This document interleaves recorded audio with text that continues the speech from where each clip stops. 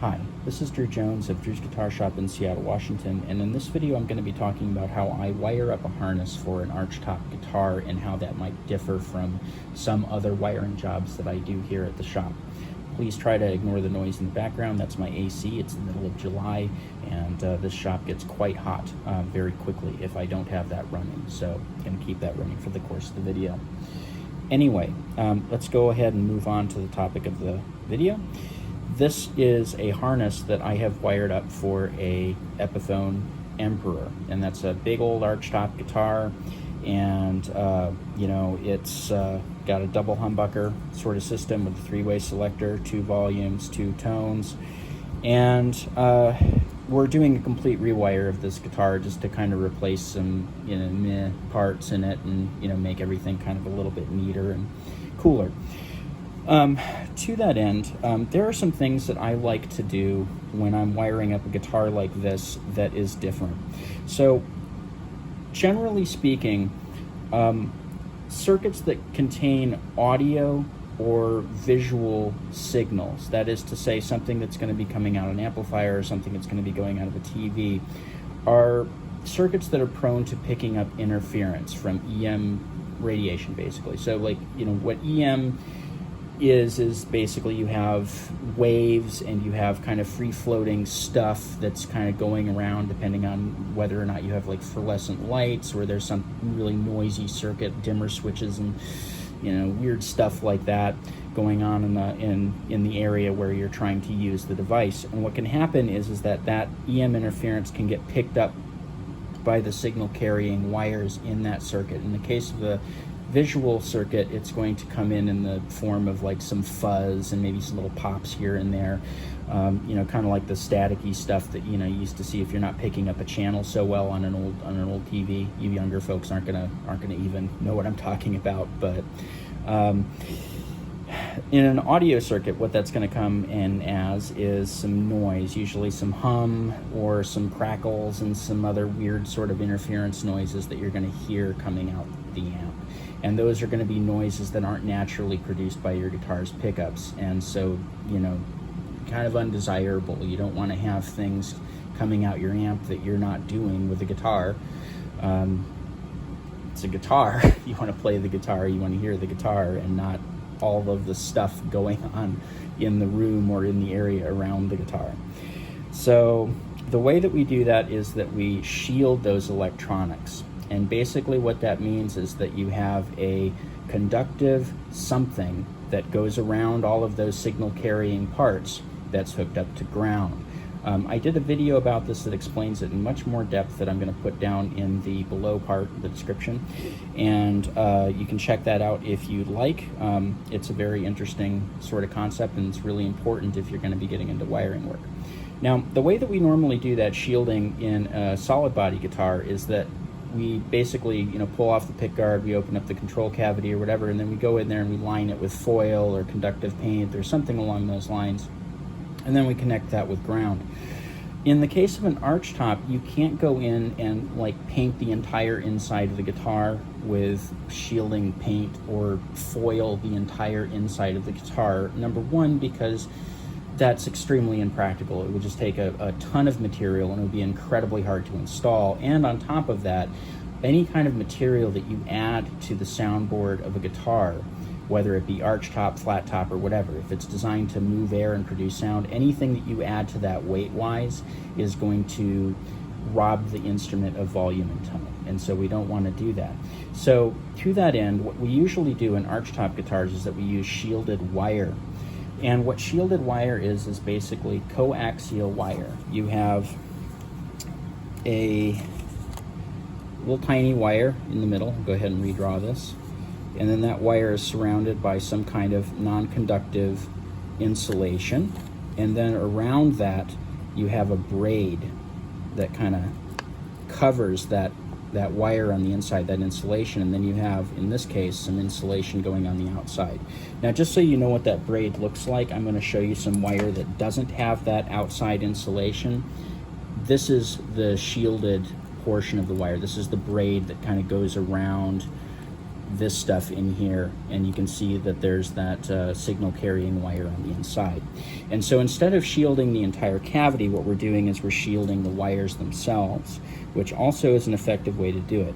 Now, Archtops are kind of a special case where you really do need to use this shielded wire if you want to avoid EM interference. There's no way around it. Like I said, there's just no way to get in there and shield the cavity. But when I'm wiring something up, my goal is to basically protect that signal chain as much as I possibly can. So I want to limit the exposure of any of those signal carrying conductors to as little as possible outside of that shielded braid. And I'm going to show you some ways that I do that. So let's go ahead and start with the output jack here. Now you may look at that and go, okay, that's a little different than maybe some things that I've seen. Now what I've done here is I've gone and I've stripped this wire back. So this is the signal carrying wire, and I've stripped it back just as close to that braided portion as I can get. And so there's only a very, very tiny little bit. You can see that bulge in the heat shrink there. That's where that shielding ends. And then what I've done is I've taken that shielding and I've kind of gone back and sealed it with this heat shrink tube, and I've come back here. And so this is actually running shielding basically all the way up to that tip. And that's exactly what I want, because usually when you do this, what's happening is that you kind of split the difference there, and you might end up with like a 1/2 inch of wire there that's just not shielded. And that goes along, with the component lead, which is already kind of long.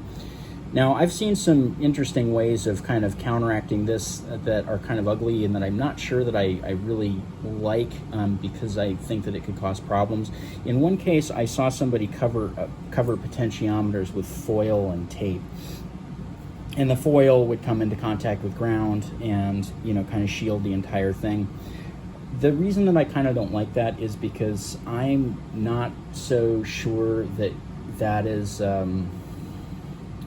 effective, number one, and I also don't know that there's a good way to do that without risking the foil coming into contact with any of the hot leads and shorting the circuit, which means that you're going to cut signal to some portion of the instrument. So I tend to want to run stuff, just to the lug like normal, but I do want to limit that. I do want to limit that exposure. So to that end, that's what I've gone ahead and done here. And I've gone ahead and done something kind of similar with the pots. What I want to do is I want to basically keep that little run of signal wire as short as I possibly can, while running to the back of the pot with the shielding, and the back of the pot is going to be a grounded surface. And so that's one thing that I do. And the other thing that I do is that I also go over the wire with a bit of heat shrink. And the reason for the heat shrink is not necessarily to make it look nicer. It does make it look nicer, but it's because when you're working on archtop guitars, you're frequently kind of pulling things in and out, and you're subjecting these little solder joints to a lot of pulling. And solder doesn't really like to be pulled, and wires don't really like to be pulled. And so what I do is I put this here as kind of a way to keep all of the tension from that pulling from going right into that solder joint, so that the solder joint doesn't break quite as easily. And so this heat shrink is actually taking a little bit of that pull force when we're working. So that's one thing that I do. And you can see that on the volume pots here, what I've gone ahead and I've done is I've actually put a zip tie here, and I've connected all of these wires. And so when you're pulling on this, you're pulling on an awful lot of reinforced material, because these have heat shrink going down there too. And they also have the ground wires, which are much stronger and will get pulled on before the hot leads. And so, with all of this stuff, we've really strengthened the connections here. And so when we're running these things, all around in the instrument and trying to pull them up through the holes in the soundboard where they belong, we're not going to be subjecting these solder joints to quite as much abuse, which means that we're much less likely to get the pot in the hole and get it screwed in and then plug it in just to realize that we broke the connection and have to pull it out and start over again, which is very, very frustrating with archtop guitars. And also, you want to make sure that all of those solder joints are very, very strong when they go in, and so they don't give out on the player. Now, let's go ahead and talk about some other stuff here. Now, you might notice that on these caps that I've got a little line on there. Now, I did a video about orange drop capacitors and how to install them in the correct orientation, correct air quotes, but there is kind of a preferable way to wire these in, and in this case, it really does matter. These types of caps do have a kind of coaxial design. So inside these caps, what you have going on is that you have one end that goes in kind of like that, and there's a little wire inside, and then you have another end that's called the outside foil, and then goes out like that. Now, you might recognize that this is a pretty similar thing to what's going on here. You have that conductor in the middle, and then you have that foil wrapped around, and that's not a coincidence. What this is designed to do is to have that outside foil connected to the more ground side of the circuit so that it protects this signal here. These caps were specifically designed for audio circuits, and that's one of the key reasons why.